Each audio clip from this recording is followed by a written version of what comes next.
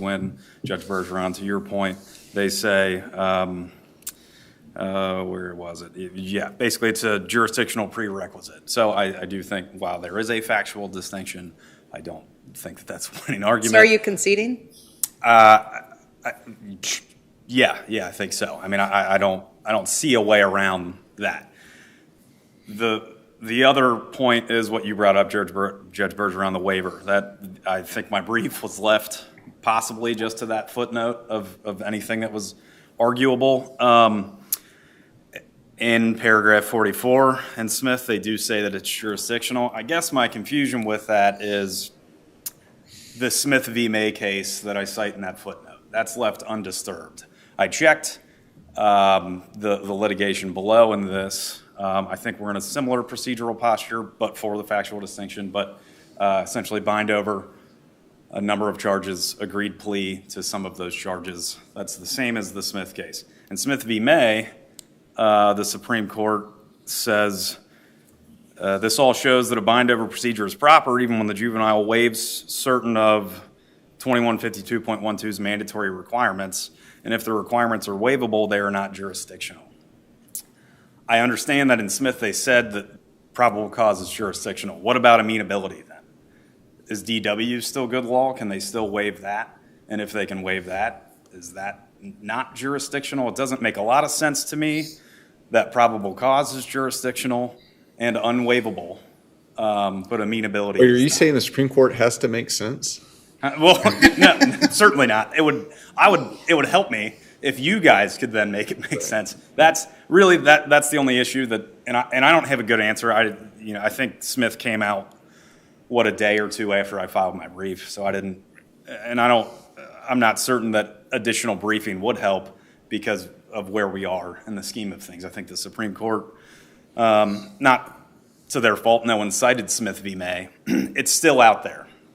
And it's still saying that if it is waivable, it's not jurisdictional. I know that they are saying that probable cause is jurisdictional. Does that, they didn't, I know that wasn't the circumstance before them, but so going forward, can we no longer waive probable cause on mandatory bind-over cases? A lot of times that happens just to expedite the process. If they make the calculation that it's clear that the state can show it, pretty low bar, let's just get across the street and handle this so you're not sitting here for 3 years waiting. If it is in fact jurisdictional, I don't think we can do that anymore. I don't know that Smith answered that. I don't have any precedential case other than Smith v. May that would help. I cited to lower, appellate district cases that said both were waivable, and then in the due course of law, you could appeal, and you could also then that if you waived those, a guilty plea would eliminate that. I concede, though, the rest. That is the only issue that I see left outstanding from Smith. So I assume that this case will then just be remanded for action consistent with Smith and whatever this court decides. And I'm just curious, would you fathom a situation where an clear pronouncement of waiver is different than an inferred waiver on circumstances? From a plea, Your Honor, you mean? Mm-hmm. Sure, I think so. I don't know of any, because I'm unaware of a case where that distinction's. Because, I understand what you're saying on amenability. The difference is that here it never even touched the juvenile court. This particular charge. This charge mm-hmm. did not, yeah, correct, yes. Right. So certainly, yeah, there's a distinction there. I think, getting back to the factual kind of distinction between this and Smith, the facts were present. The charge itself was not. This wasn't one, Wilson, I believe, is the case. Ms. Hammersmith just cited too. Also, that was like they just skipped juvenile court entirely. They got a kid and said, here's adult court. Mm-hmm. That didn't quite happen. Mm-hmm. The facts were present. The charge was not there. Yeah, because it's a matter of exclusive subject matter jurisdiction. Correct. Which I think is a different issue when you're talking about amenability. Yeah. And that, again, I think Smith answered that part. Certainly anything I briefed is no longer good law. Mm-hmm. But I appreciate your thoughts. Yeah. All right. Thank you. If there are no other questions, thank you.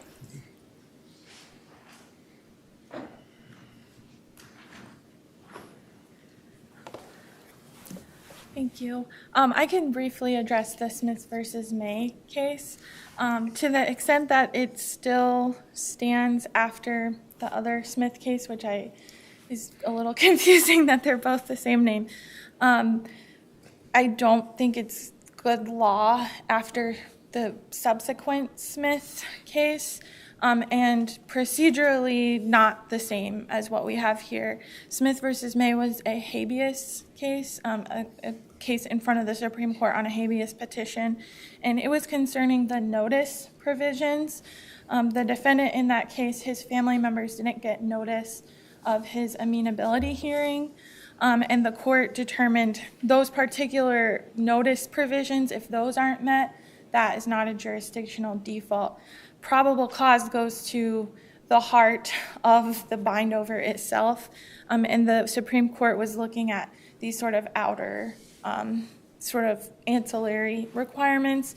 So it's limited to the notice provisions contained in the statute, how many days that a juvenile court has to tell a family before an amenability hearing is happening. And so that case is just not applicable to the extent that it's still standing here today. We're asking that this court apply the subsequent Smith case that was released in February of this year. Thank you. Thank you. Thank you both for your arguments this morning. We'll take the matter under submission, issue a timely decision. Have a great afternoon. It was great seeing both of you.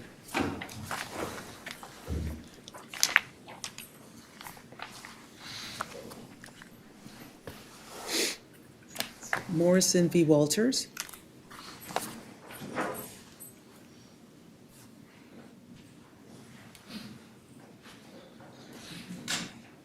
Good morning. Good morning. You can come on up when, yes. So this has been a First District Court of Appeals week for you. It's nice to see all of you in person this time. Would you like to reserve time? I would, 3 minutes. Okay, whenever Thank you're you, Your ready. You can start whenever you're ready. Thank you. May it please the court. I'm here today on the Morrison versus Walters case, specifically the divorce. By way of background, Lisa Morrison and Frank Walters were married back in 1995, and they filed for divorce in April of 2020 after a nearly 25-year marriage. We have 4 issues with the divorce we're asking this court to rectify at this time, and I'd like to review those with you. The first one is the spousal support issue. At the time of the hearing, there was evidence presented to show that Mr. Walters had retired from P&G back in 2015 during the marriage, presumably as a joint decision with his wife, and he had taken over management of the. Is there evidence that it was a joint decision? There's just evidence that there was no divorce filed at that time, and so presumably they were maritally in sync, if you will, maritally still happy together. They were living together, and so presumably a decision as broad and far-reaching as the decision for one spouse to retire would have been made with the discussion of both parties and the agreement of both parties. Mr. Walters had been in information technology his whole career at P&G, and they offered him, as P&G frequently does, a retirement package, an attractive retirement package for him to retire at the age of approximately 50. And he agreed and he accepted that. And after his retirement, the parties owned rental properties, and he took over the management of those rental properties full time. He was earning about $40,000 a year. He did everything that was necessary, collected rents, fixed up the properties, those kinds of things. So at the time of the trial, he was showing that he was earning still about $40,000 a year, which is what he had earned since he had retired in 2015.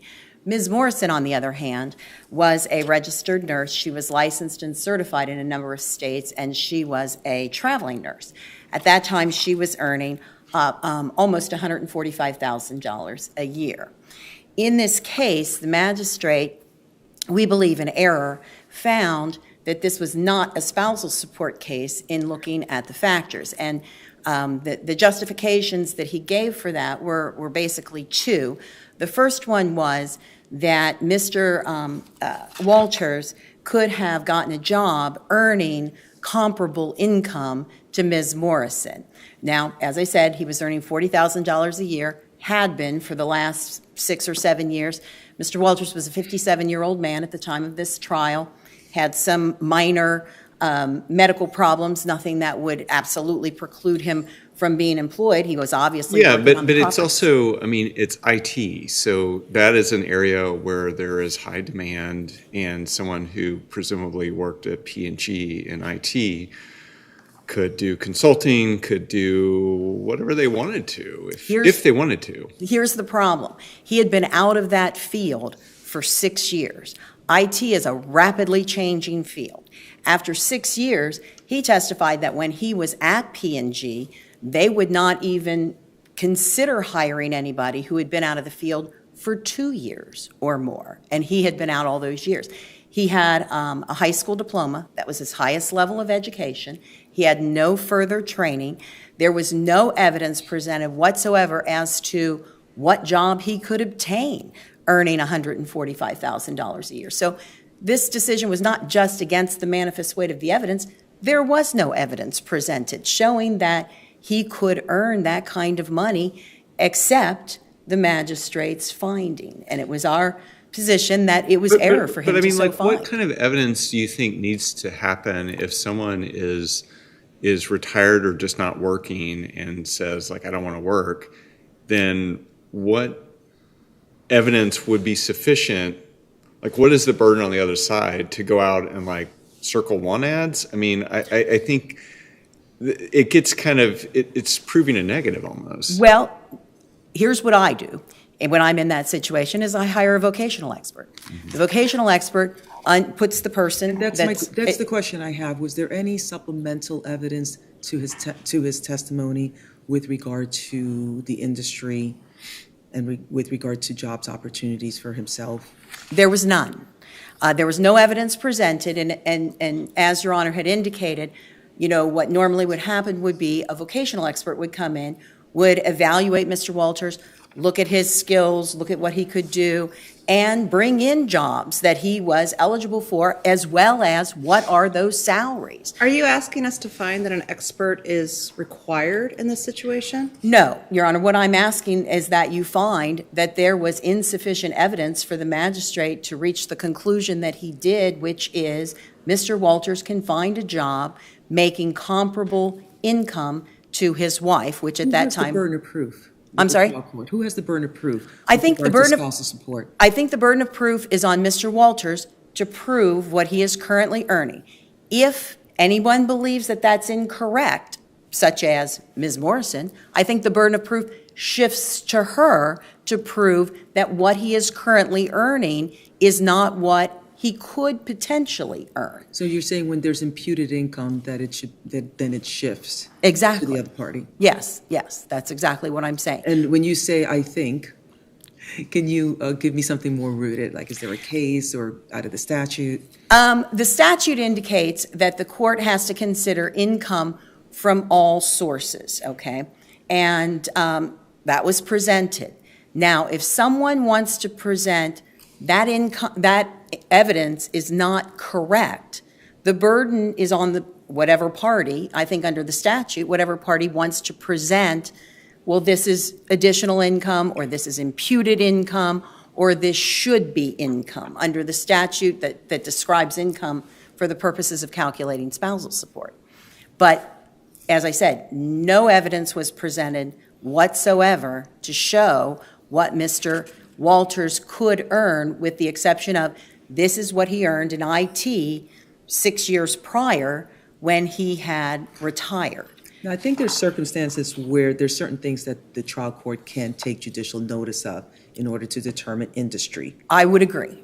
Was there any of that in this case? There was not.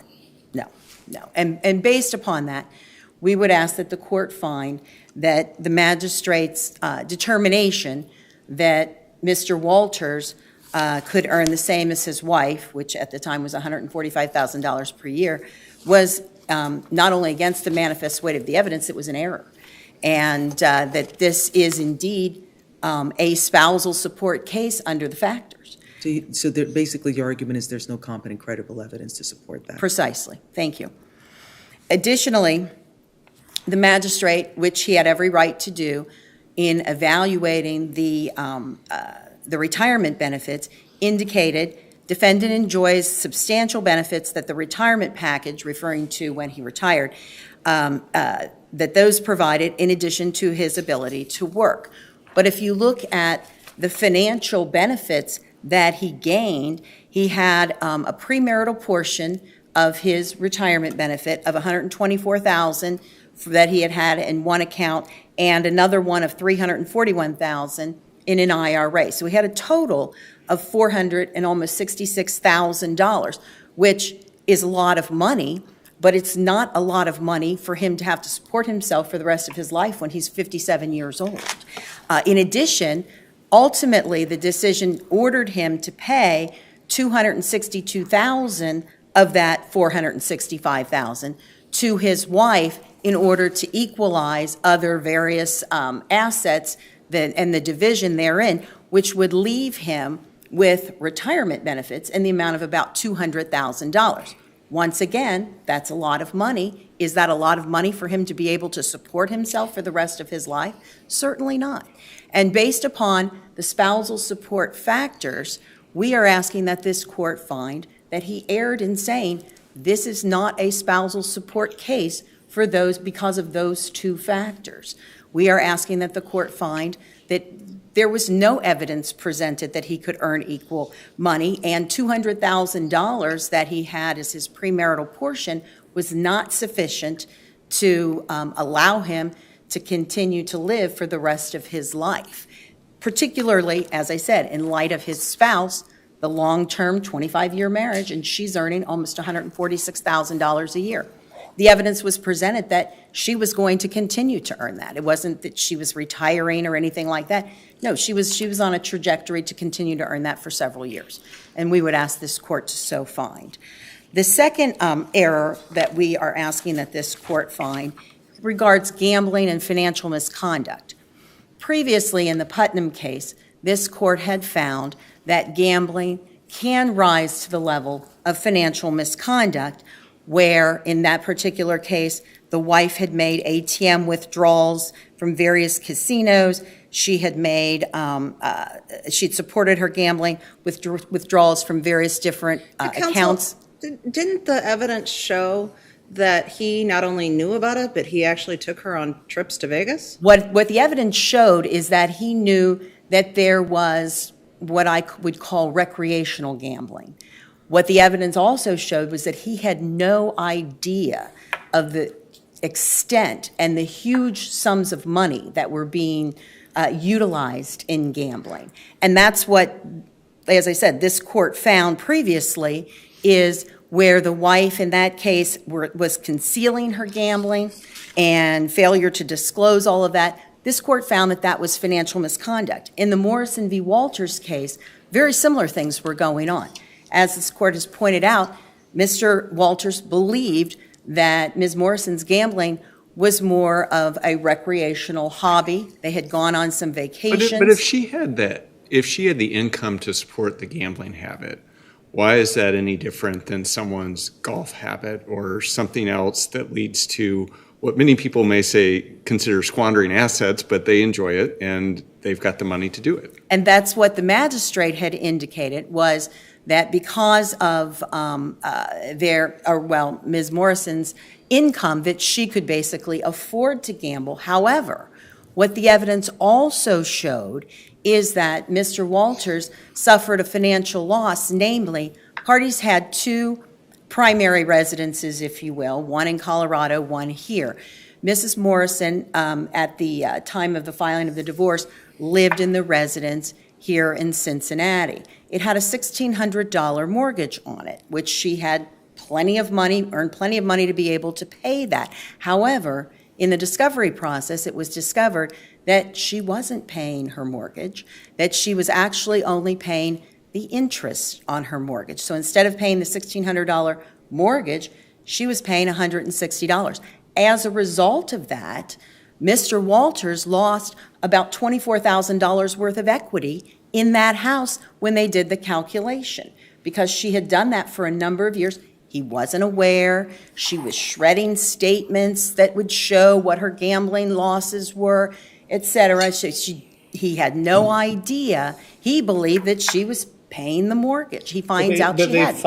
They indicate on their tax returns the gambling losses. Correct. But once again, I mean, it was very small amounts. When he went back to try to find out, he found $122,000, but only in 3 years alone were the losses. And here again, trying to recover all of this, trying to get and figure out what had happened, et cetera. Should he have paid better attention to that? Should he have noticed that? I'm sure he should have. Did he know? He believed what she had told him, which was, this is just a recreational, fun kind of a little hobby that she's doing. He had no idea that it was as pervasive as it was. And as I said, she did a very good job of hiding that from him. And as a result, he lost equity in one of their pieces of real estate. We would say that that fits under the Putnam case and would ask this court to find that she was guilty of financial misconduct, and he should be able to recover some of the amounts that were lost as a result. Thank you, counsel. Thank you.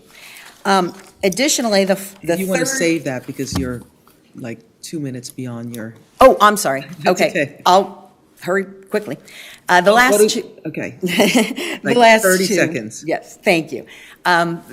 Mr. Walters used his E-Trade account to pay for things such as his living expenses, his uncovered medical expenses, appraisals on the parties' properties that were ordered ultimately to be sold.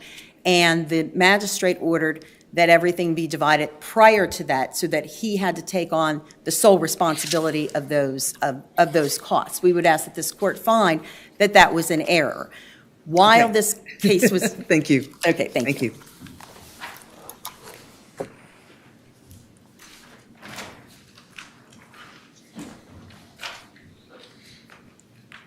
Good morning. Good morning, may it please the court. I want to start with a question that Judge Bach presented, which was this a joint decision? And joint is a very big concept in matrimonial law, as the court is well aware. This was a joint decision in a certain regard. This is a little discriminatory toward, it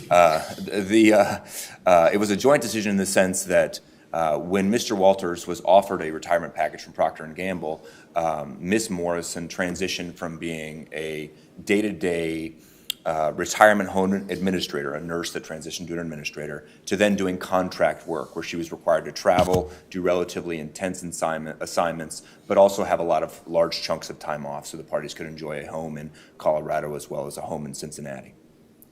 Those decisions were made together during this process, much like the trips to Las Vegas were made together. They were planned together. They went together almost all the time. So everything was done jointly. And to Ms. Meyer's argument regarding the marital property and some payment on a mortgage, that too was a joint debt. Mr. Walters had a number of years, a decade, to check this out and say what's going on with this mortgage, but he never did. And then he wanted to complain about it. It was a joint mortgage that our client, my client, kept current because when they made this change from working full-time to a semi-retirement, there was a home in Colorado that was paid in full out of cash, and there was this home in Cincinnati, and their expenses were reduced greatly. He paid, Mr. Walters being, he paid the expenses on the Colorado home, namely property tax, et cetera, because there was no mortgage, and Ms. Morrison paid the interest on the home in Cincinnati. So they minimized their expenses contemporaneous with this joint decision to sort of move into the next phase of their life. So what about her point that there was no evidence of his ability to presently earn the $100-something thousand? Well, I think the imputation of income in a child support case is very clear, and I do believe that the court has the ability to impute income. I think as a practice point, I think to do it right, you need to have a vocational expert involved. I think a court can impute income based upon very recent income history. especially when you're dealing with someone who is an hourly employee or has a routine sort of job. That particular burden has not, through virtue of appellate case law, especially in the First District, and you'll see that in my brief, been extended to spousal support, though I think in practice it largely is an acceptable method of proving the income. Now, So you didn't have a vocational expert, so how did you prove that up then? well, spousal support doesn't live in a vacuum. So my strategy was to present evidence that was very clear regarding Mr. Walters' refusal to work, as well as extraordinary retirement benefits that he was going to retain that Ms. Walters was not. These people were of a certain age. She was, at the time of the litigation, he was 57 and she was 55. He was going to retain. How did you present that evidence of his refusal to work? I'm sorry? How did you present that evidence of his refusal to work? Well, I think it is a conclusion the court wisely and appropriately made when he said, I haven't looked for a job. I'm not going to look for a job. I've got a back issue, but I don't know if I can work. I don't really have an excuse for it. But he was quibbling about whether he could work or whether he wanted to work. And he said, no, I'm retired. He eventually said, no, I'm retired, which I think is an affirmative statement that says, I'm not going to work. I'm done. So I'm going to ask you the same question that I asked opposing counsel. Who has the burden of proof here with regard to the spousal support? Well, I think the proponent of support, in this case, Mr. Walters, has the burden to prove that he would meet the statutory factors to receive spousal support. I think with regard to income, there is a concept that everyone in a domestic relations court is fully productive, that they're working, that they're giving all of what they've got. And that is a presumption, I think, that the proponent of support has to overcome when they're asking for support. If I'm working part-time, if I'm not working, and I'm asking for support, I can't expect that my spouse doesn't get any discount or credit or acknowledgement for my failure to act. So while those determinations are plainly in the hands of the trial court, the determination of whether the individual is fully employed, okay? Once that determination is made and the determination of income, at that point, who has the burden and what should the court be relying on for that? Because it sounds like in this case, there wasn't anything for the court to rely on. First off, I think we use the term IT, and to Judge Bergeron's point, IT is a high demand. Well, there was no evidence as to what he did. Software changes. Hardware is a little different. Mr. Walters is a high school graduate, worked for a very long period of time for Procter & Gamble. I don't know if he was running wire or if he was doing very sophisticated networking challenges. He didn't present evidence as to his lack of employability. He said, I can't work because I have a stale job set. Well, he needs to prove that, I think. I think that is his obligation, based upon that presumption that everyone is fully productive. I think he needs to prove that he has obsolete job skills. But again, back to my point of spousal support not being in a vacuum, there are a lot of factors. And one of the factors I think is most pressing or most critical here is, and I put it in my brief because I calculated at trial what Mr. Walters' separate property interest was. In April of 2020, it was, as Ms. Myers suggested, approximately $450,000, $500,000, rough math. But at the time of trial, he got out his phone and he gave me the balance on his accounts so that I could give the court accurate information. And it was approximately $700,000. $700,000 of money that he was going to take with him. That's a significant sum. That's in the transcript? Yeah, yes, I believe that he gave the balance of his account on the record, and you can apply the percentage to that number to arrive at the figure I just gave. It was also Procter & Gamble shares. Mm-hmm. So I've got a number of Procter & Gamble shares that are specified in the magistrate's decision, and I have the current balance of the account that is on the record. Those two things together put you at about $700,000. Now, the other piece of this is that Mr. Walters, through his early retirement package, receives health insurance for life. That has extraordinary value. I mean, as a self-employed person, the cost is outrageous, and my client is self-employed. Now, that is a marital benefit That is an undivisible marital benefit. You can't, I mean, you earn it by virtue of service at Procter & Gamble, much like you would a pension. I think the court is aware of a Kobacher formula, which is how you would divide a defined benefit pension. Well, the same concept would hold with this health insurance. He received it by virtue of decades of service at Procter & Gamble, many of which were marital, and she didn't take any of it with her. That's a significant benefit that's conferred to him that's a cost to her. So when the court examined retirement benefits. So are you saying that his lifetime medical benefits pursuant to his retirement also allowed his wife to have lifetime? It did not. While they were married, she was able to share in that benefit.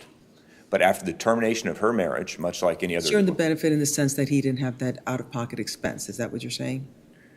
Yes, correct. So as a retired person between the age of retirement and Medicare,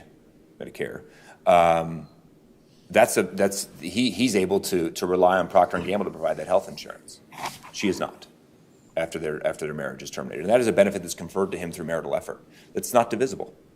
And I think the court considered that. Through competent, credible evidence, the court indicated that the retirement benefits, as well as Mr. Walters, any other factor the court can consider, as well as Mr. Walters largely refusing to work.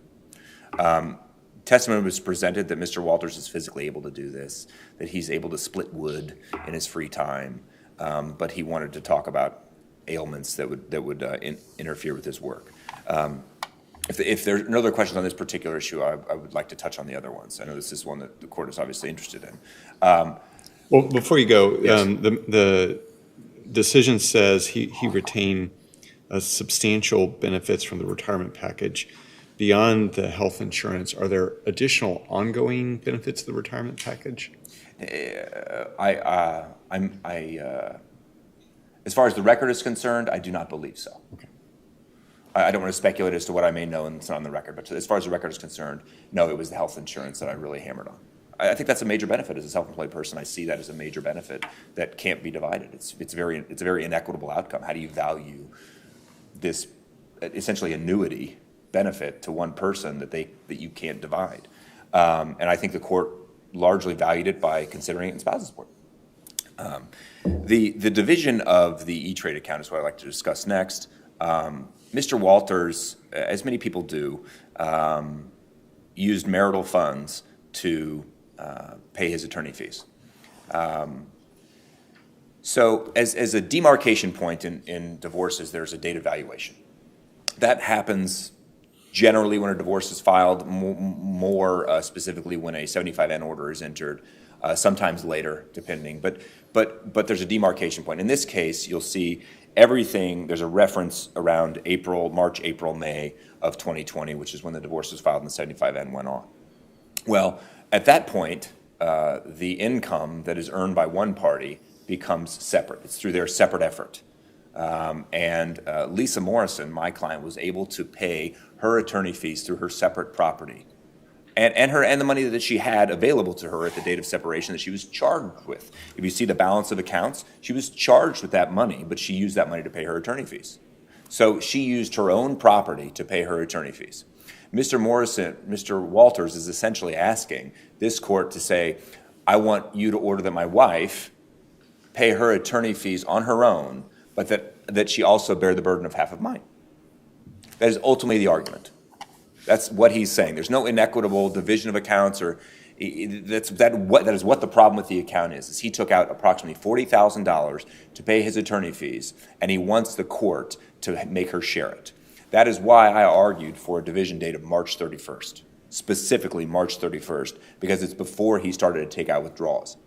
And I asked him, I said, when did you start taking out withdrawals? He said, I don't believe I started taking out withdrawals until April, which is why my closing argument and the magistrate's decision indicates March 31st, April 1st, such that it is a moment in time before he started to make attorney fee payments from marital funds. I'm going to move on to touch on the gambling. These parties at the time of their divorce, the marital estate, well, the entire estate would have been approaching $3 million. These are not people who are saving $50 from each paycheck and burning it at a casino.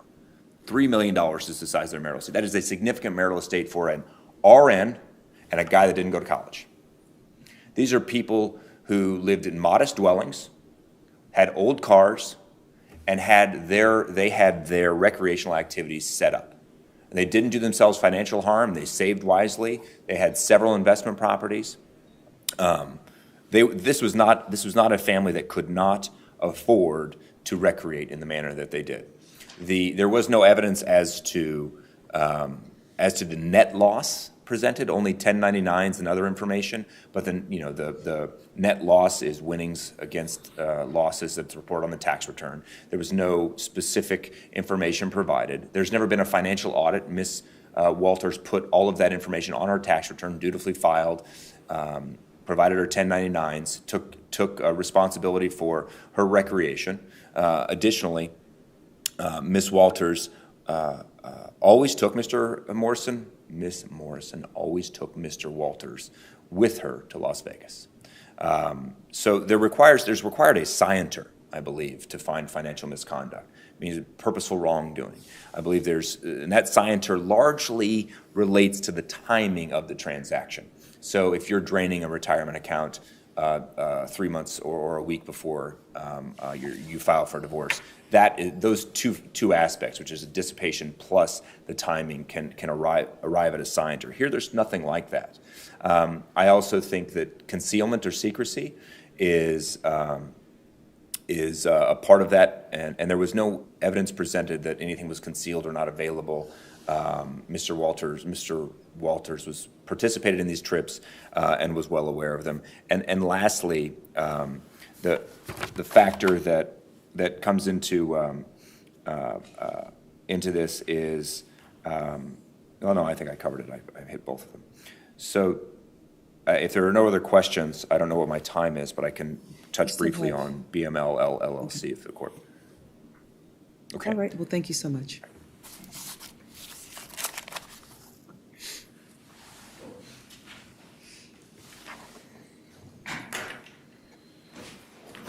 Thank you. Just briefly, I wanted to clarify a couple of things regarding the spousal support.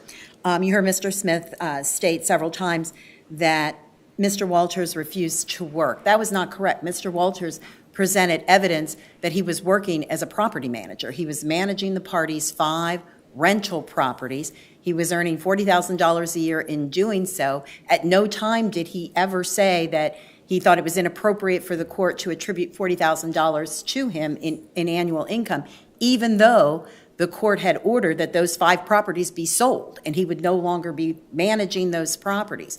So he was employed. What he testified to was he was not going to get another second job in addition to his property management. So I just wanted to be clear on that. If his property management is going away because the properties are being sold, then that allows him to go do something.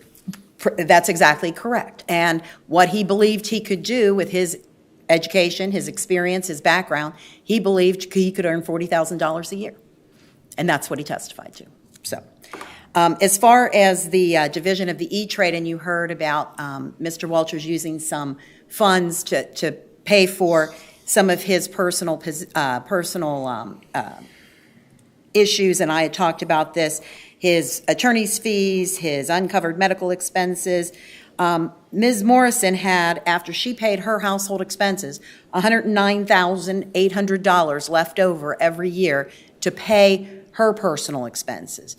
Mr. Walters did not, and he had asked if he could use those funds. The court said no, and I believe that that's unfair, inequitable, where she has $109,000 to pay her personal expenses. He has nothing to pay his personal expenses. We believe that was not appropriate. That was, like I said, an abuse of discretion for the court to require or allow her the additional money to pay her expenses and not allow it for him. Finally, in terms of the gambling, you heard that they all went to Vegas together, but Ms. Morrison gambled in a lot of places in addition to Las Vegas, and they did not go to those places together. You asked me some questions about the tax returns. I believe that what the record will show is that the tax returns showed Ms. Morrison's winnings, her earnings had to be claimed on her tax returns. Her losses were not claimed. And so there was not really a way for him to know the full value and the full extent. Aren't the losses and the winnings calculated together? It's my understanding that it's just, you can claim the losses, I believe, but I believe that it's just the earnings that the IRS requires that you report as Wouldn't income. it be net earnings? Yeah, Like, it's why would you not offset the losses? Potentially, you could, but, and I think that would be the correct thing to do. You're correct. So are you saying that she didn't offset? Are you saying that she only claimed the winnings? What I'm saying is that the, what she claimed on her taxes, because of the extensive amount of her gambling, the extensive losses, didn't show the full value of what she was actually gambling. She had very little earnings in terms of gambling winnings, if you will, because of all of her losses. So there was no way for him to know by looking at his tax return that she was gambling to the extent that she was. But if she gambles every day and it goes up and goes down, and at the end of the year she is up or down $1,000, Right. like that really doesn't matter from your client's perspective because it's only $1,000, even though it went up and down. So like, where's the evidence that it was catastrophic and damaging to the marital estate? If her net losses were $40,000, $50,000, that's not something that showed up on the tax returns. Well, then is there evidence of that? That's my question. Well, all he said was, and all he showed was, she was shredding documents, she was hiding information from him as to where those gambling losses had come from.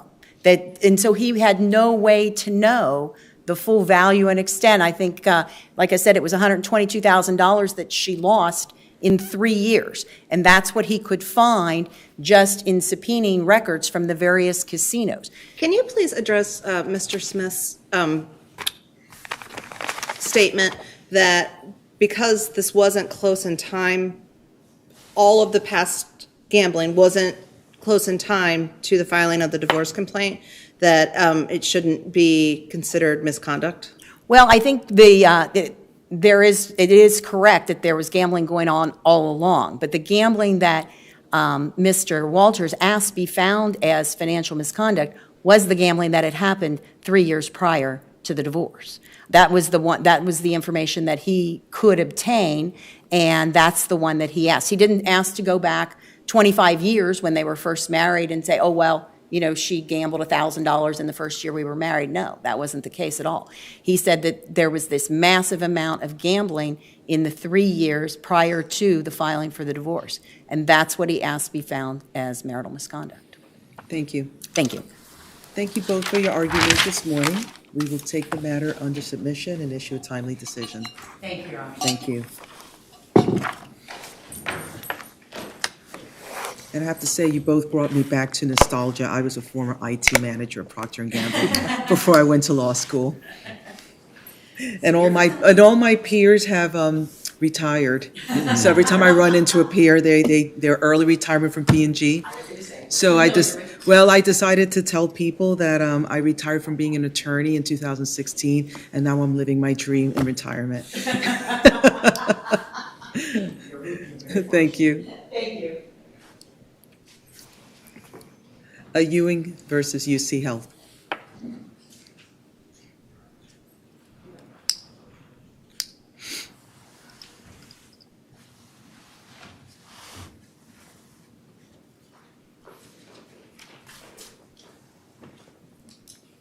Good morning. Good morning. How are you doing this morning?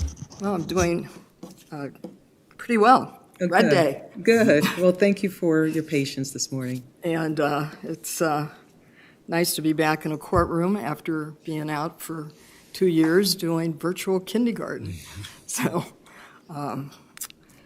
anyway, I had considered waiving oral argument today because of the 2 supplemental cases that I've presented to the court.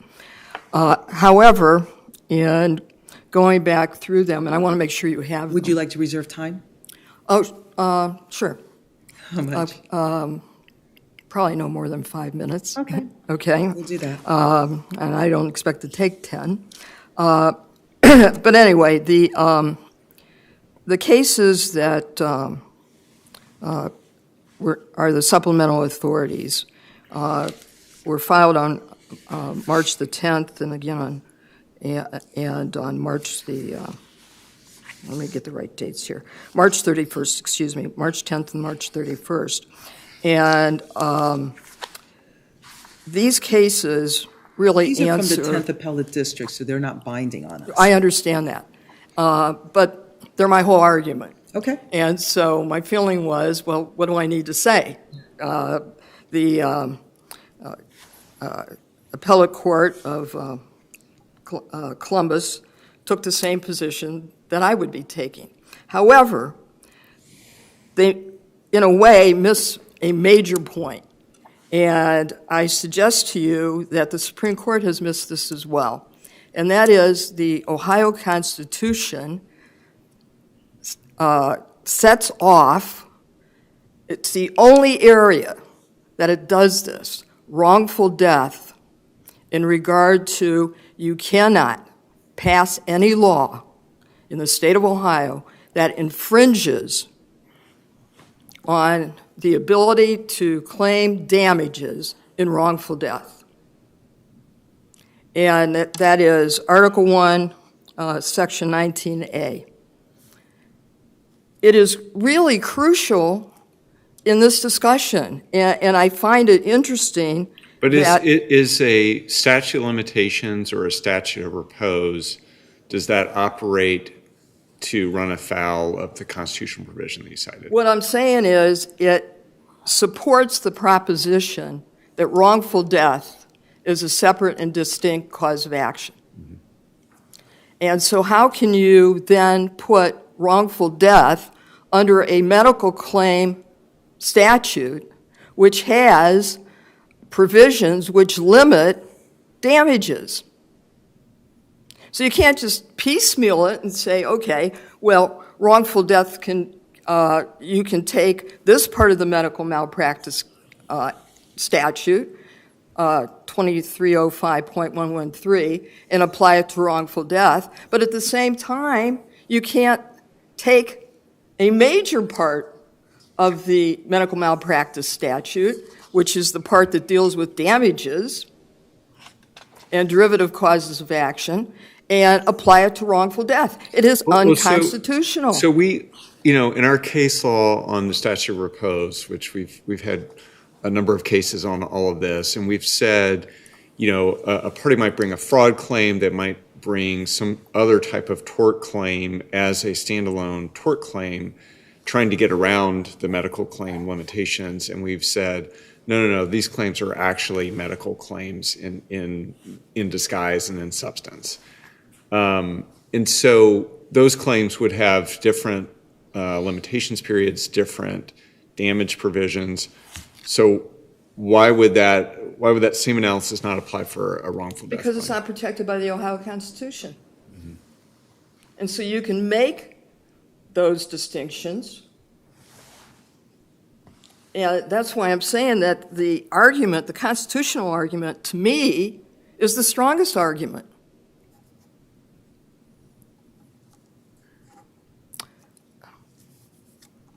Okay, also, this case, if I can move on from that, unless somebody has a question in that regard.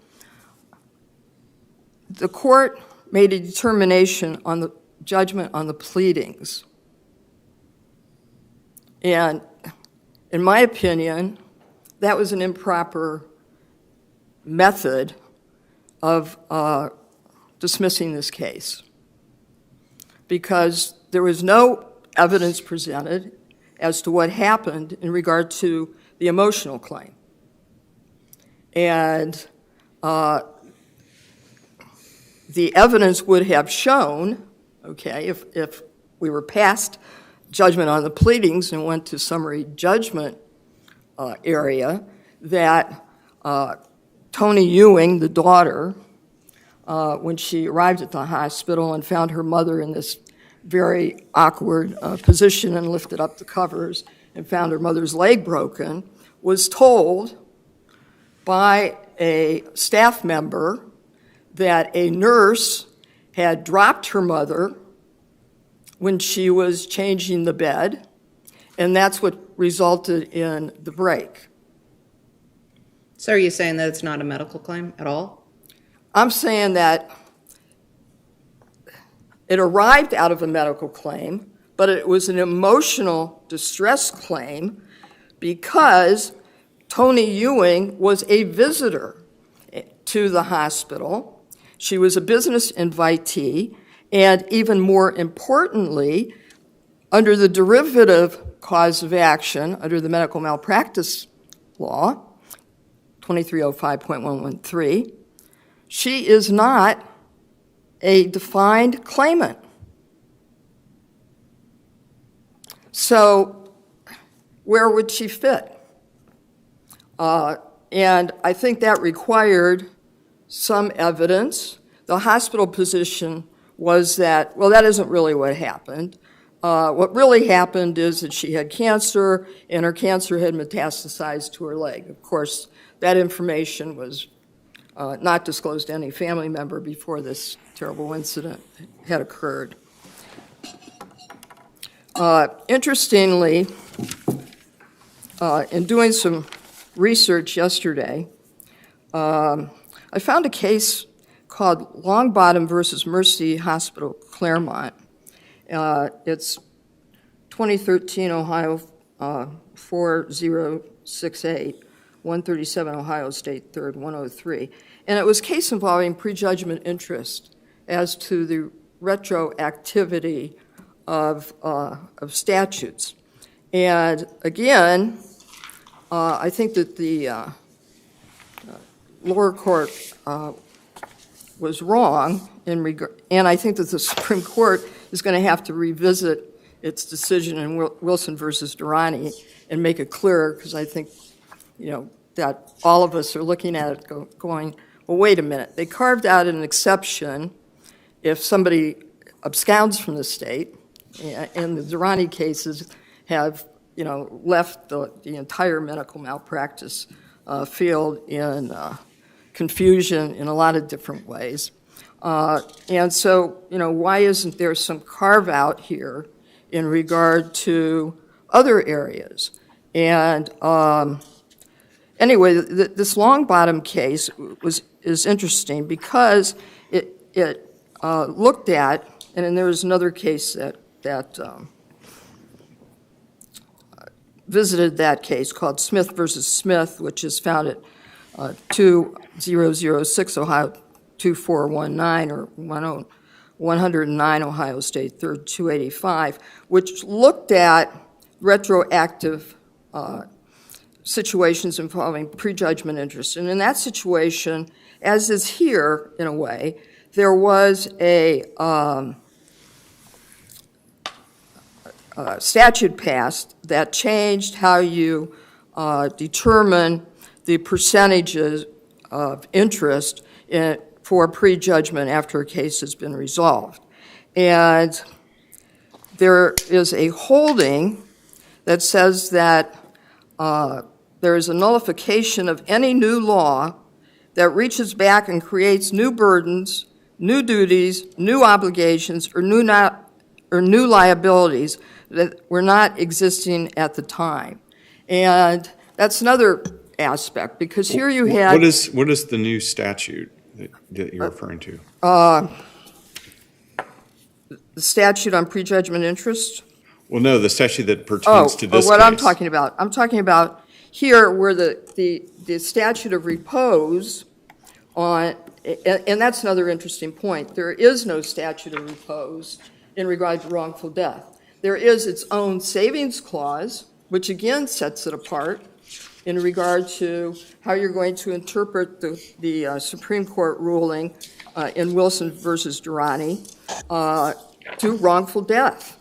And in this prejudgment interest case, there was a change as to how you make this computation. And the court kind of split it, and I think it did it in a way that makes sense. It said, okay, this part of the case is under this law, because that was existing at the time that the enactment took place, and this part of the case, which looks at future payments, will be determined by the law that came afterwards. And here you've got a situation where there is, in my opinion, retroactiveness, which is really unfair. You have 1 minute left. Okay, if you want to reserve your because the plaintiff had a right to rely. And you're talking about the impact of Wilson here, right? Right, because the plaintiff had a right to rely upon the law as it existed at the time. The right to refile in regard to the malpractice part. I'm not talking about wrongful death now. Right, but wouldn't the plaintiffs in Wilson have had that same right to rely on the law as it existed? I don't think anybody looked at that issue in regard to, wait a minute, we're in the process. We're following the law. And we have a right to rely upon that. And in fact, when this case was filed, that was not even an issue. Wilson hadn't been decided. So I think the fairness in regard to the interpretation in the application of Wilson should be in regard to those cases which were filed afterwards. But that only deals with the malpractice part. The wrongful death part has its own savings clause, and it has no statute of repose except for in products. So I think that the court was absolutely in error in regard to the wrongful death case, part of it. Thank you. Thank you.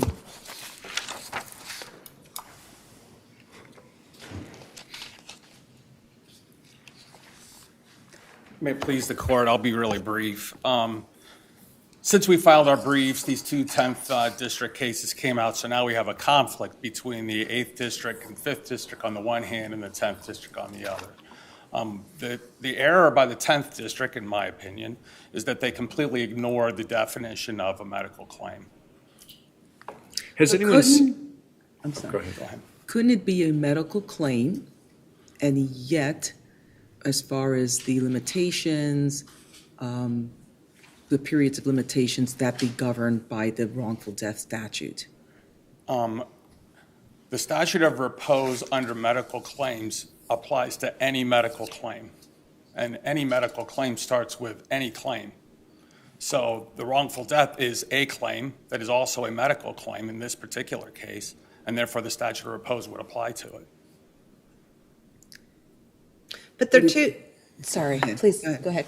But the medical malpractice and wrongful death are obviously two very distinct claims. They're, Agree with that, they're different Your Honor. claims, they're different parties. Agree with that, Your Honor. So I guess I'm not sure how you can just simply say that, and then that's the end of the story. Well, let me read to you the definition of a medical claim. I've read it myself, I understand it. Any claim. So any claim could be a fraud claim, it could be a wrongful death claim, it could be a medical malpractice claim, it could be any claim that pertains to a medical provider and arises out of medical diagnosis, care, or treatment of a person. That is exactly what we're talking about here with the wrongful death claim and with the medical malpractice. It's a very broad definition. I think the thing that troubles me about it with respect to your argument is that with all of the litany of things it includes, it does not include wrongful death. And wrongful death has its own separate statute, which does have a repose period for products liability. And I think there's just a lack of consistency between those two statutory provisions or sections. And how do we reconcile that? I mean, the 10th district, it seems reasonable, but they obviously conflicted with the other districts. So the 10th district just ignored, the definition of medical claim completely and just said if it's not in the wrongful death statute, it doesn't count. And then the 8th and the 5th said, well, is it a medical claim? And they said, well, yes, because it's a claim asserted against a medical provider that arises out of medical diagnosis, care, or treatment of a person, and they applied the statute of repose. That's why there's this conflict, is those two competing views. What about her argument about the constitutional point that if we start treating wrongful death claims as medical claims, it has these other consequences that could run afoul of the Constitution? Well, it runs afoul of the Constitution if it prevents the claim. But you get 4 years under the statute of repose to bring this claim from the last date of... No, I'm talking about the damage limitation, like the medical malpractice damage limitations. Well, there isn't a damage limitation on wrongful death. It's just you either have the statute of repose apply or not. But there's not a damage limitation. Well, I guess that was my question. Like what she was suggesting was if it's a medical claim, it would be subject to the damage limitations. So is your answer, well, it's kind of a medical claim, but it's exempted from that because it's wrongful death? I would say that in this case, it is a medical claim for purposes of statute of repose. I would say it probably is not for purposes of that, because it's specifically stated in the Constitution that you don't get to limit those damages. So when So you it would trump it because you have this very specific item in the Constitution for damages. So when you look at medical claim, it's interesting how you just articulated it, that it could be a medical claim for the purposes of one thing, but not for the purposes of It another. would be a medical claim for both purposes, but the Constitution prevents the lower law, if you will, the statute, from limiting damages on a wrongful death claim. They'd both still be a medical claim, though. Okay. I mean, I do find the constitutional argument a little bit interesting.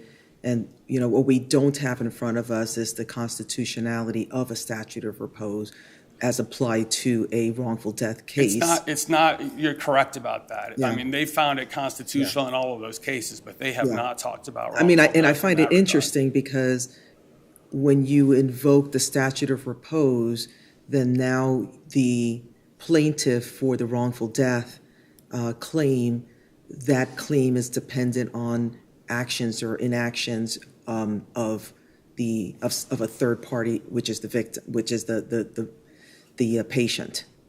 So you're taking someone who's not a party directly into the case, and their actions or inactions are governing the period of limitations that the plaintiff for I'm the not really wrongful following death. what you're saying. In other words, when you look, basically you're saying, okay, it has to be, with the statute of repose, then you have 4 years from the date of the treatment, right?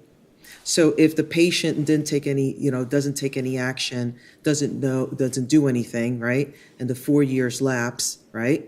So now the parties for, That's the There's purpose no of the wrongful statute death. of repose, Your Honor. Otherwise, it would just go on and on. right, but I just find it interesting. Yeah. Well, what about one of the cases that came out in your favor? I believe the facts were the individual was injured by the malpractice, brought suit's kind of bumping along. Then she dies, but she dies after the 4-year period. And so then they substitute, the estate in for wrongful death. And they're like, wait a second, the statute of repose bars this. And I mean, that to me, I know the statute of repose can accomplish inequitable results. But to me, if you've brought the claim, like, how else could you? This is a complaint against the statute of repose, Right. not a complaint about how it came. I mean, there are inequitable results from law all the time. Right. And the statute of repose is so absolute that it's going to create times where things like that happen, I think. But again, I think that would be a General Assembly question, not this case question. Right, that's an issue that's not before us. I agree. Has any party filed to certify a conflict in the 10th District case? Not yet. Okay. It's very new. I mean, it just came out in March, so. Right. This is ongoing, as you Yes. know, from the Durrani cases, I'm sure. So unless there's any other questions and you had anything further, I don't have anything okay. else. Well, thank you. Thank you.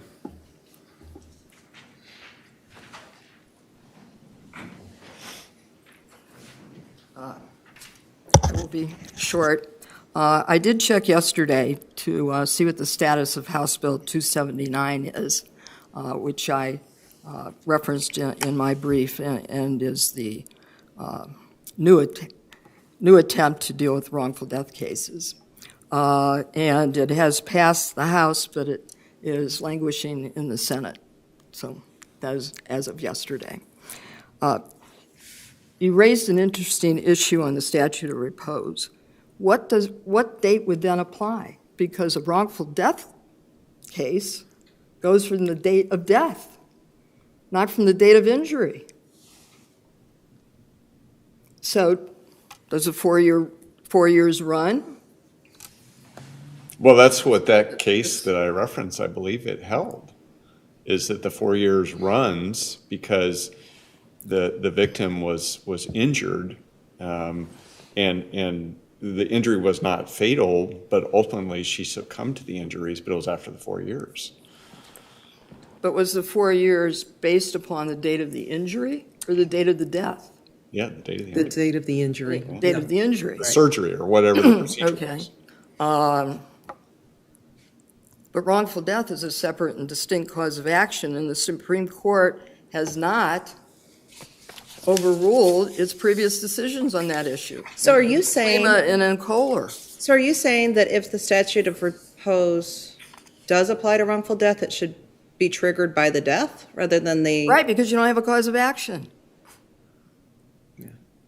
And that You don't gets- have an occurrence. That gets to what the I whole concept- articulately was trying to get to. It becomes very interesting because if you have the 4 years from the date of the procedure, and then you have a death that occurs some period later, but it goes back to the procedure, there's absolutely no claim, no cause of action that could be asserted, even though the death has occurred. Okay, if you take the, Which is interesting because wrongful death is then triggered by the death. By the So death. that which triggers the death Yeah. is okay, absolutely. so there are two Yes. totally There's separate no and cause of distinct action causes because of of the action. statute of repose. In regards to if the statute of repose applies, which my contention is it doesn't, but if one would say that it does apply, then it has to go from the date of death because you have no occurrence Well, as defined by the law. When we're looking at medical malpractice cases, we go, what is the cognizant event? well, I mean, those are No. things for the legislature, and those are things that may be to be considered on a And there's constitutional a totally attack. different statute of limitations. You know, you got 2 years to file a wrongful death action, and so you would have another 2 years after that on the statute, if you took a 4-year statute of repose. Yeah, I think the Wilson versus Durrani case and the one following that one, the Jones case, has left a dilemma for the lower courts to try and figure this out. And it's apparent that somebody's going to take the case up on conflict. So, thank you. Thank you. Thank you both for your arguments this morning. Thank you, Your Honor. We will take the matter under submission, issue a timely decision, and have a wonderful afternoon and a great week. And that concludes our hearings for today. Court of Appeals for the